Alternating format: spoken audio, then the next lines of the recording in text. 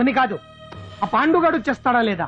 దొంగ చచ్చినోళ్ళు వాళ్ళ కాళ్ళు పడిపోను ఆడంగి వెధవులు దొంగ దెబ్బ కొడతారా? ఇంకా నయ్యం, దెబ్బ ఏ కణతకో తగిలింటే ఎంత ప్రమాదం జరిగేది.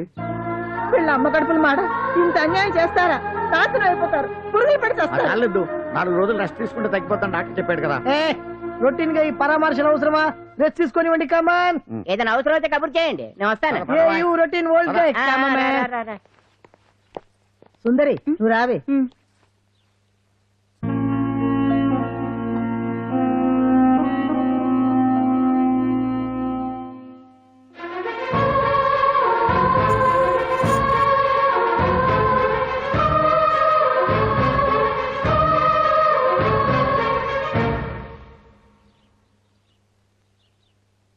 ఏంటి? నేను వెళ్ళిపోతాను. మీరు ఇక్కడి నుంచి వెళ్ళిపోయినంత మాత్రాన సమస్య తీరిపోతుందా? అసలు ఇదంతా నా వల్లే కదా. నా మీద మీకున్న జాలికైనా ఓ హద్దు ఉండాలిగా. పొరపాటు. నాకు మీ మీద ఉన్నది జాలి కాదు, అభిమానం. దానికి హద్దుండదు. ఒకసారి యుద్ధం అంటూ మొదలయ్యాక ఎవరొకళ్ళు గెలిచేవారు కదా ఆగదు. ఆటలో అయినా పోటీలైనా నాకు గెలవటమే తెలుసు. మొదటిసారి నన్ను ఓడించాలనుకుంటే వెళ్ళండి.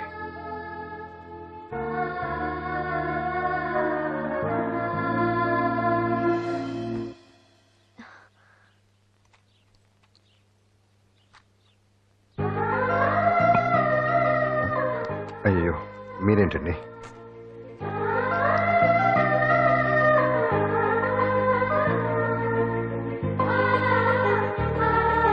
సుందరి సుందరి, ఏంటి? ఈ వేణీలు తీసుకెళ్ళి వాడికి ఆ తొలి తొడవే. సరే. మసిగుడ్డ ఎక్కడా?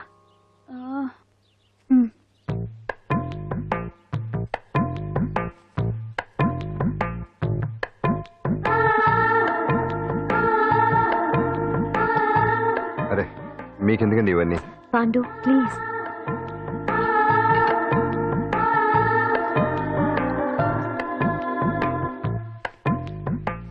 వద్దండి ప్లీజ్. ఏం మాట్లాడుకో, పడుకో.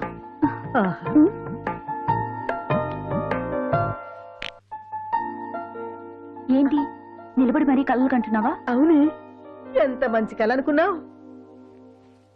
వాడి మనసులో ఏముందో వాడి కళ్ళల్లో నేను చూడగలని.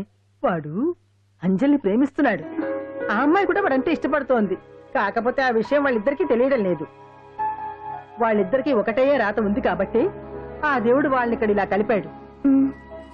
అవును, మనం ఇష్టపడే వాళ్ళు మనల్ని ఇష్టపడడం అనేది అందరికీ దక్కే అదృష్టం కాదే. అవును, ఆ అదృష్టం అందరికీ దక్కదు. ఏమండి ఏమండి, ఎదురింటి వెంకటలక్ష్మికి వాళ్ళ ఆయన నెక్లెస్ కొనిచ్చారంట. నాకు కొనరు? వెనకే వెంకటరావు ఆవిడకి విడాకులు ఇచ్చేసాడట, నీకు ఇచ్చేమంట వేటి? చిచి, పెళ్ళి ఇన్నాళ్ళైనా ఓ నగ లేదు, నట్ట లేదు, ఓ పిల్ల లేదు, పీచు లేదు. దానికి నన్ను చేయమంటావే? ఆసనాలు మానేసి కాపురం చేయమంటాను. అన్నమైనా మానేస్తాను గానీ ఆసనాలు మాత్రం మాన్నా. అయినా లోపం నీలో పెట్టుకుని నా మీద ఏడుస్తావేటి? లోపం నాలో కాదు, మీలోనే ఉంది. నీలోనే ఉంది. మీలోనే చంపేస్తాను, నీలోనే ఉంది. సరే సరే, లోపం మీలో ఉంటే మీరే పోతారు, నాలో ఉంటే నా పసుపు కుంకాలే పోతాయి. అలా అన్నావు, బాగుంది. ఏటిది? ఎటైనా పోయేది మనమే కదా. ఇలా ఆరోగ్యం మహాభాగ్యం కార్యక్రమంలో ఆసనాలు వచ్చేస్తున్నాయి. ఆసనాల వల్ల కలిగే ఉపయోగాల గురించి తెలుసుకున్నాం కదా. వచ్చేస్తున్నాయి. ఇప్పుడు ద్విపాద శిరాసనం ఎలా వేయాలో చూద్దాం. అలాగే. మొదట మీ 2 కాళ్లను ముందుకు చాపండి. చాపాను. ఇప్పుడు మీ కుడి కాలును మెల్లగా మీ కుడి భుజం మీదకి చేర్చండి. అలాగే. అలాగే మీ ఎడమ కాలును కూడా మెల్లగా మీ ఎడమ భుజం పైకి చేర్చండి. ఇప్పుడు మీ 2 చేతులతో నమస్కరించండి. ద్విపాద శిరాసనం ఎలా వేయాలో చూశారు కదా. చూశాను. ఎలా తీయాలో వచ్చే వారం తెలుసుకుందాం. Until then bye. ఎలా తీయాలో వచ్చేవారు చెప్తావా? ఆమె చెప్తాడే.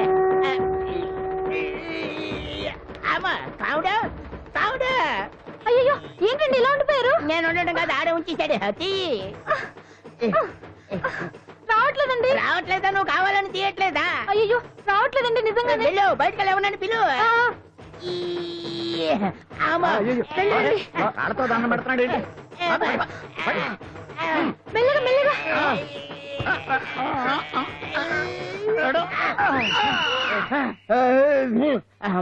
ఏమయ్యా, ఈ వయసులో ఈ పిచ్చాసనాలు ఎందుకు నీకు? ఏ ఎముకో పుట్టుకుని ఇరిగిందనుకో చటుక్కున మంచం ఎక్కుతావు. పాడెక్కే వరకు ఆసనాలు మాండు. అది నా వీక్నెస్. వీక్ పర్సనల్ మళ్ళీ వీక్నెస్ ఒకటి. What is the problem? I want to know. ఇక్కడ ప్రాబ్లం సాల్వ్ అయిపోయింది, నువ్వు రావడమే ప్రాబ్లం. ఇదేంట్రా షర్ట్ కాలీఫ్లవర్ పెట్టావు?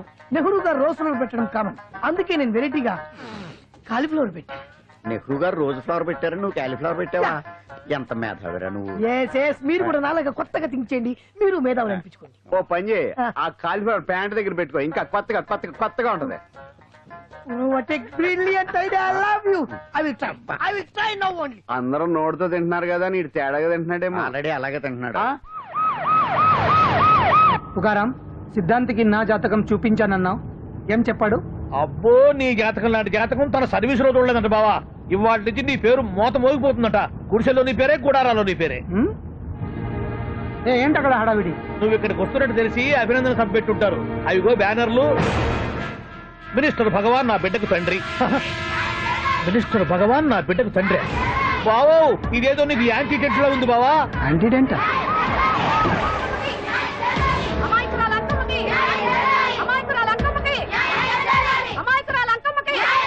బావా, కుడికారు ముందు పెట్టి దిగు, ఎందుకైనా మంచిది.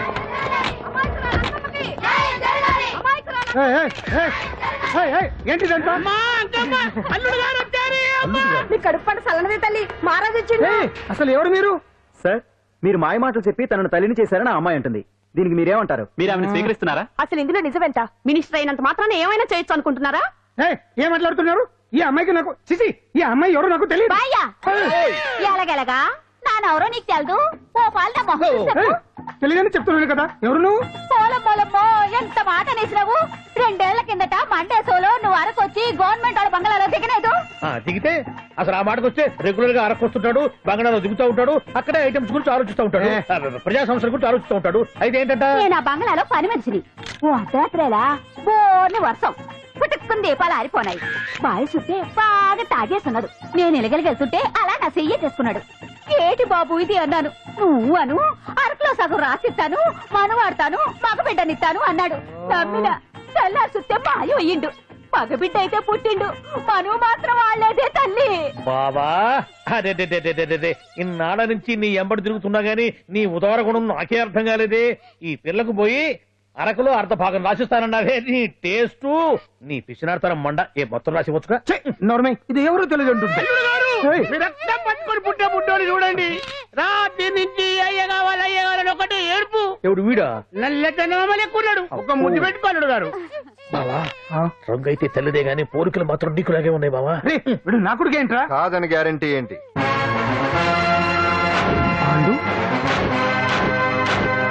కన్ఫర్మ్. వీడి వాడు, వాడే వీడు. అన్నా అన్నమ్మా, ఇదంతా నువ్వు ఆడిస్తున్న నాటకం అన్నమాట. ఆడిస్తున్నది నేనే, కానీ నాటకం కాదు, నిజం. కాదు, ఇదంతా అబద్ధం. మాటలతో చెప్తే సరిపోదు, ప్రజల మనిషివి కదా, నిరూపించుకోవాలి. అంటే ఏంది ఇప్పుడు నువ్వనేది? మా బావను కూడా సీతమ్మ వర్లాగా మంటల్లో దూకమంటావా? ఇదిగో, పరువు కోసం ప్రాణం ఇచ్చే వంశం మా బావదే. కావాలంటే మంటలు పెట్టచ్చు, దూకుతాడలేదు. ఏం బావా దూకడంట? ఈ దూకటాలు దాకటాలన్నీ పురాణ కాలమే, ఇది కలికాలం. అదేదో అంటారే డిఎన్ఏ టెస్ట్ అని, అది చేస్తే నిజం తేలిపోతుంది. ఏ టెస్ట్ కైనా నేను రెడీ. బాబో, తొందరపడి కమిట్ కావద్దు, ఇట్లా చెప్తా. ఏంటి బావా, డిఎన్ఏ టెస్ట్ అంటే అది ఏమన్నా యూరిన్ టెస్ట్ అనుకుంటావా ఏంది? పుట్టు పూర్వోత్తరాలు మొత్తం బయటపడతాయా? పైగా ఆ టెస్ట్ లో గనక వాడు నిజంగా నీ బిడ్డేనని బయటపడింది అనుకో, ఆ అంకాలమ్మని నీకు అంటగట్టేస్తారు. ఇక జీవితాంతం జుంబారే జుంబకురే అనుకుంటా తిరగాల్సి వస్తుంది. ఎప్పుడన్నా మేము నిన్ను చూడాలనుకుంటే అడవికి రావాల్సి వస్తుంది. పైగా వాడు డిఎన్ఏ కోసం అంతగా పట్టుబడుతున్నాడంటే ఇందులో ఖచ్చితంగా నిజం ఉండే ఉంటుంది. ఏంట్రా నిజం? దాన్ని చూసిన గుర్తు కూడా లేదు నాకు. నీకెక్కడ గుర్తుంది బావా? నువ్వు చూసిన ఐటమ్స్ ఏమన్నా ఒకటా రెండా? పైగా ఆ రోజు తమరు మందు మత్తులో కూడా ఉన్నారంట. అందుకని ప్రస్తుతానికి ఇక్కడి నుంచి జంప్ అయిపోవడం బెటర్. ఇదంతా పెద్ద విషయాల కుట్ర, దీన్ని నేను ఖండిస్తున్నాను. మాట రాకుండా నేను ఇక్కడి నుంచి వర్కౌట్ చేస్తున్నాను.